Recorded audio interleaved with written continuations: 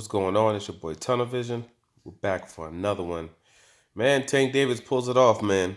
12 rounds. He went hard. He had to do some rounds today. It wasn't those that quick 2, 3 rounds like he usually does. He had to put in some work in order to get the stoppage tonight against Gamboa. And for all those who are saying, oh, he's food now. Oh my gosh, this guy will knock him out. He can't beat Loma now. Oh, he can't beat Teofimo Lopez now. Oh, he can't beat Devin Haney. For everybody that's trying to say that type of stuff, it's kind of funny how everybody has a short memory. Just 2 fights ago, Teofimo Lopez was facing a number 15 ranked guy, Toshiba, whatever the hell his name was, and went 12 rounds with him. And at that time, everybody was talking about how he was exposed and this and that. And I said, you don't know what exactly is going on with him. His learning experience, um, adjustments that he possibly could make, and we'd see as the future goes on. But you can't necessarily judge him on that particular fight. And we saw what happened when he faced Comey for the title. Uh, when it comes to Devin Haney, same thing.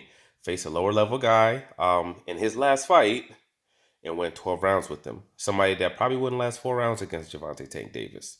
And then as far as Lomachenko is concerned, again, how people forget the struggles and the issues he had with Campbell, how he got hurt by Campbell. People forget about the fact that all the issues and problems he had with Pedraza, issues and problems that Tank did not have with Pedraza when Pedraza was undefeated champion and considered the best guy at 130 pounds.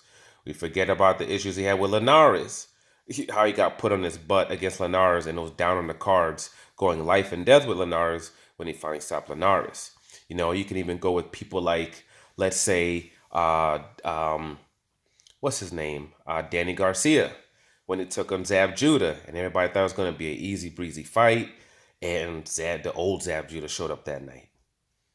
And it was one of the hardest fights he's had.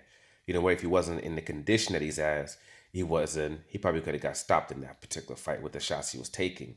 Canelo Alvarez, when he moved up in weight, because that's another thing, he's moving up in weight. When he moved up in weight and he took on a Chavez Jr., uh, a Chavez Jr. that literally was a punching bag, and Canelo couldn't get him out of there. Canelo actually had gassed out at one point, and Chavez Jr. just couldn't take advantage of it. But there was one point where he actually was, and he admitted it too. He was like one round where he was like done, but Chavez Jr. just couldn't take advantage of it. Mike Tyson, in his prime when he was knocking everybody out, he had certain fights that went 12 rounds where it was like, what the hell? He had those fights. You know what I mean? It does happen.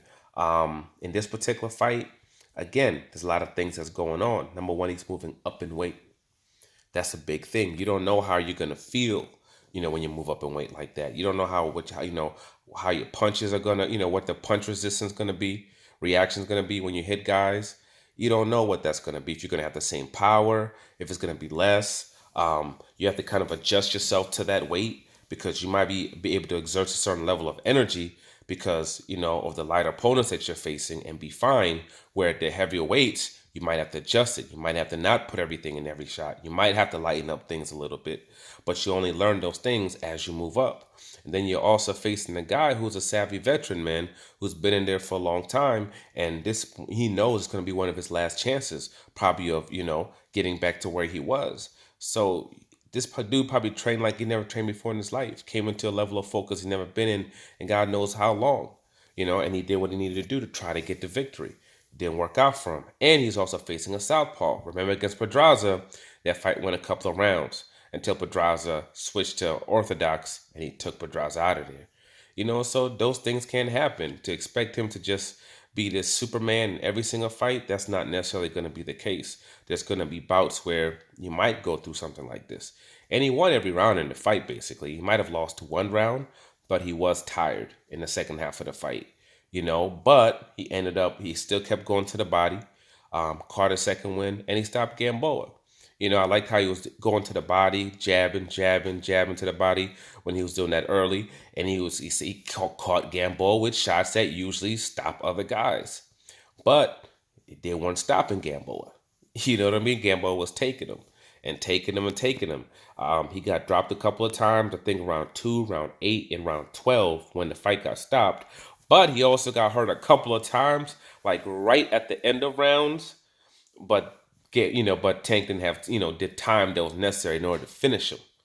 Didn't have the time, but at the end of the day, he still got the job done. It's something he can learn for him.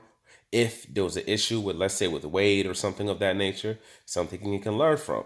Because he did look gassed and he did look tired. But he did get rounds, which is a positive thing. And having someone that's not just crumbling, when you touch them, also is a good. It was a good and positive thing for him. But for anybody who thinks all of a sudden, yeah, because they saw, even though it's a fight that he dominated because he went 12 rounds with somebody, all of a sudden that means that, oh, all these guys can do this to him and that to him. No, absolutely not.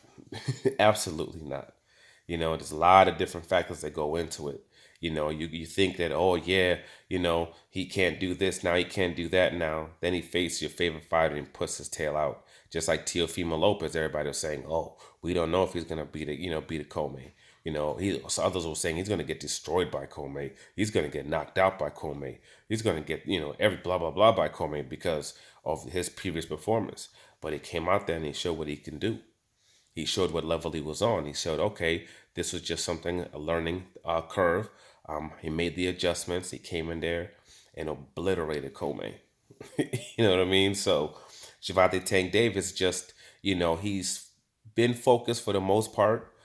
He's learned when it's come for the most part, but he's still gonna have hiccups here and there. You're still going to have hiccups, but this wasn't one of those situations where he's going to pay for it.